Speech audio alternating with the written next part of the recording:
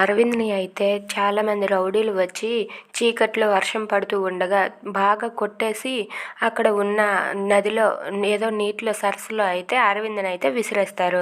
ఇక అరవింద్ అయితే చనిపోయాడని చెప్పి అందరూ పుకార్లు పుట్టిస్తూ ఉంటారు. ఇదంతా చూసి వసుంధర అయితే ఇంకా అనుమానాలు పెంచుకుంటూ ఉంటుంది. ఇదంతా చేసింది గౌతమే ఇలాంటి పని చేశాడు అని చెప్పి శంకరమ్మని అయితే మళ్ళీ వాళ్ళ ఇంటికి పంపించి ఇంకా లేనిపోని అనుమానాలు పెట్టుకొని గౌతమ్ని అయితే అరెస్ట్ చేయడానికి వసుంధర సిద్ధపడుతుంది. అదంతా విన్న మళ్ళీ అయితే ఒక్కసారిగా షాక్ అవుతుంది.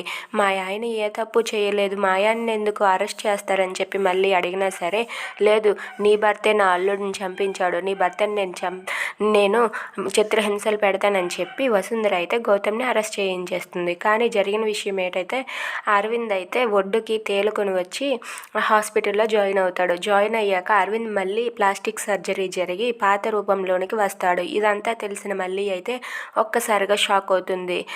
ఇక మాలిని వాళ్ళకి ఇదేమీ తెలియకుండా గౌతమ్ని అయితే అరెస్ట్ చేయించుతారు.